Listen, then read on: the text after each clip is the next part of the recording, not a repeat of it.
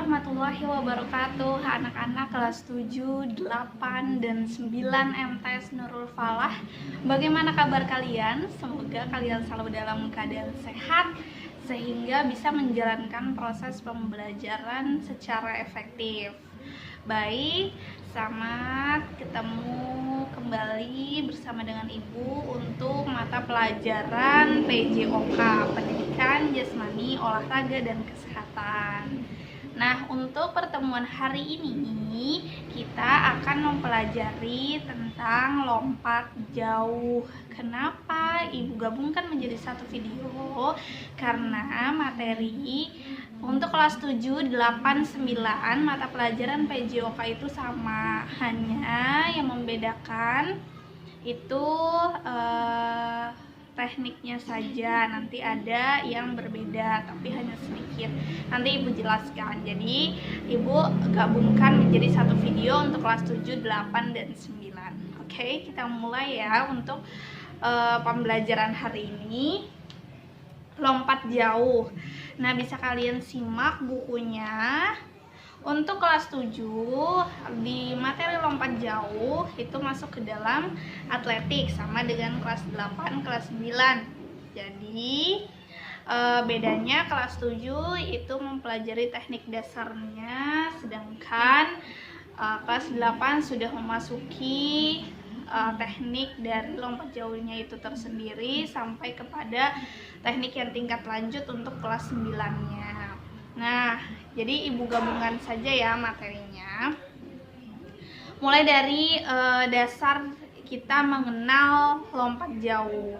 Di sini lompat jauh itu merupakan salah satu cabang olahraga atletik, di mana tujuan dari lompat jauh itu tersendiri melompat sejauh-jauhnya dengan memindahkan seluruh tubuh dari titik tertentu ke titik lainnya. Jadi kita lompat jauh itu cara bermainnya, kita berlari terlebih dahulu untuk awalan, lalu kita melompat ke titik tertentu dengan sejauh-jauhnya ya. Kan ada di buku kalian untuk yang kelas 7 itu dengan cara berlari secepat-cepatnya, kemudian menolak melayang di udara dan mendarat. Nah itu. Nah, teknik dasarnya itu terdapat latihan, ada teknik awalan, lalu teknik tumpuan atau tolakan, setelah itu teknik melayang, dan terakhir mendarat. Nah, latihan awalan di sini sebelum kalian melakukan awalan berlari itu mengambil awalan untuk berlari itu 30-40 meter.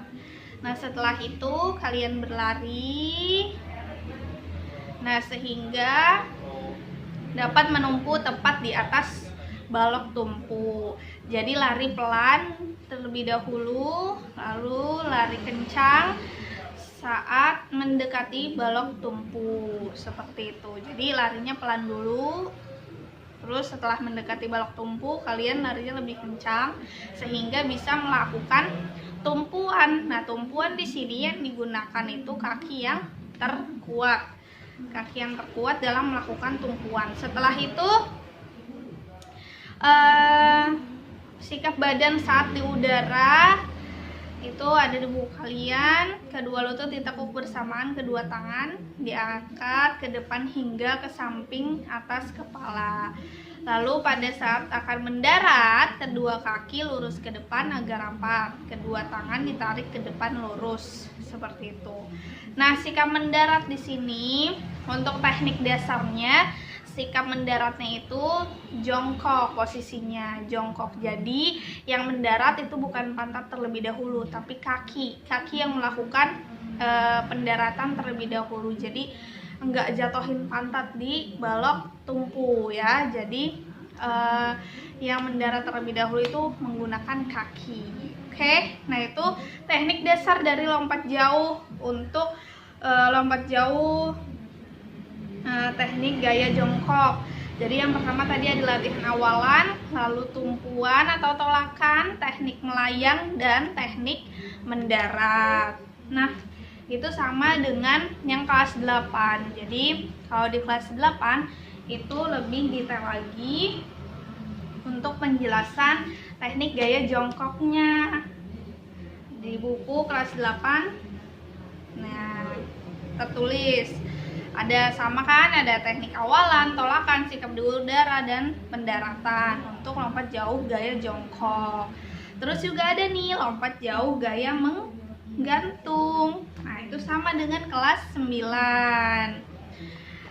Sama saja, bedanya hanya untuk teknik awalan, tolakan, melayang di udara itu sama saja. Hanya yang membedakan itu cara pendaratannya. Kalau lompat jauh gaya jongkok, pendaratannya itu posisinya posisi jongkok, sedangkan lompat jauh gaya menggantung itu melayang terlebih dahulu. Nih, pendaratannya dilakukan secara teknik melayang di udara gitu. Mendarat dengan kedua kaki bersama-sama dan mengeper dengan kedua tangan ke depan serta berat badan juga dibawa ke depan. Jadi nggak langsung posisi jongkok. Jadi ada teknik melayang di udara terlebih dahulu. Itu untuk yang lompat jauh gaya menggantung. Jadi bisa membedakan untuk kelas 7, 8, dan 9. Lompat jauh gaya jongkok dan gaya menggantung itu berbeda. Nah, ini di kelas 9 juga lompat jauh gaya menggantung, teknik tingkat lanjutnya.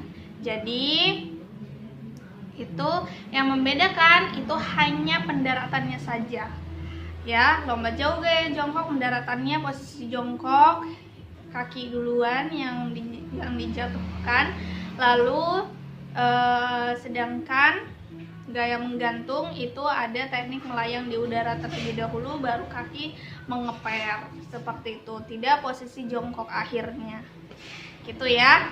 Nah, itu perbedaan dari lompat jauh gaya jongkok dan gaya menggantung.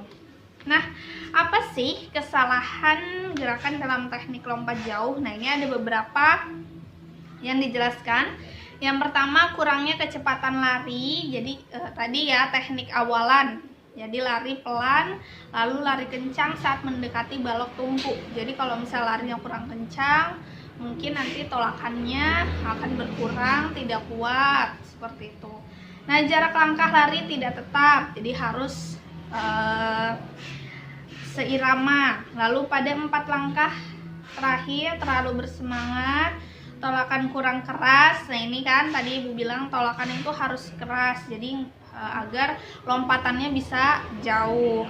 Lalu sudut atau arah tolakan terlalu rendah atau tinggi, kurang berani menjulurkan kaki ke depan. Nah, ini biasanya anak-anak itu dalam melakukan lompat jauh itu langsung ngejatohin badan aja habis lompat. Jadi langsung jadi pantat duluan yang jatuh, bukan kaki dulu terlebih dahulu. Jadi posisinya bukan jongkok. Itu biasanya anak-anak seperti itu. Nah, karena kurang berani menjulurkan kaki ke depan. Nah, terakhir nih, ada kan selalu mendarat dengan pantat. Nah, itu kesalahan terbesar dalam melakukan atletik lompat jauh, karena memang pendaratannya itu bukan dengan pantat tapi dengan kaki, biar posisinya itu terakhir pendaratannya posisinya jongkok ya. Nah, di sini ada beberapa peraturan dalam lompat jauh. Yang pertama, lintasan awalan lompat jauh lebar minimum 1,22 meter dan panjangnya 45 meter. Panjang papan tolakan 1,22 meter, lebarnya 20 cm dan tebal 10 cm. Ya. Pada sisi dekat dengan tempat mendarat harus diletakkan papan plastisin untuk mencatat bekas kaki pelompat jika ia berbuat salah tolak. Papan tolakan harus dicat putih, harus datar dengan tanah. Nah, ini. Dan harus ditanam sekurang-kurangnya 1 meter dari tepi depan bak pasir pendaratan. Jadi kalau lompat jauh itu nggak di aspal lompatnya, jadi nanti ada balok pasirnya agar aman dalam melakukan pendaratan. Lalu lebar tempat pendaratan minimum 2,75 meter. Jarak antara garis tolakan sampai akhir tempat lompatan minimal 10 meter. Dan permukaan pasir di dalam tempat pendaratan harus sama tinggi atau sama datar dengan sisi atas papan tolakan. Itu dia peraturan yang terdapat di dalam lompat jauh. Nah, di sini ada beberapa peraturan diskualifikasi dalam lompat jauh. Yang pertama, dipanggil selama 3 menit belum melakukan lompatan, menumpu dengan menggunakan 2 kaki. Kaki melewati papan tumpu saat menolak. Lalu yang keempat, mendarat di luar bak lompatan. Jadi kejauhan berarti kan. Lalu yang kelima, setelah melompat kembali ke arah awalan. Dan yang terakhir, gagal melakukan lompatan sebanyak 3 kali. Nah, itu beberapa poin, 6. Ada 6 poin yang menjadi diskualifikasi dalam lompat jauh. Seperti itu ya. Bisa kalian baca kembali buku atau literasi dari internet yang kalian temui nantinya. Bisa kalian search. Kalau memang dari video ini masih belum paham tentang lompat jarak jauh atau ibu kecepatan menjelaskan lompat jarak jauh, kalian bisa dibaca lagi bukunya, diteliti lagi, dipahami lagi, atau bisa mencari literasi atau video animasi yang terdapat di platform pencarian di internet. Oke, semoga bermanfaat untuk kalian materi hari ini, dan semoga kalian selalu dalam kondisi yang sehat. Ibu akhiri untuk pembelajaran hari ini. Salam olahraga. Assalamualaikum warahmatullahi wabarakatuh.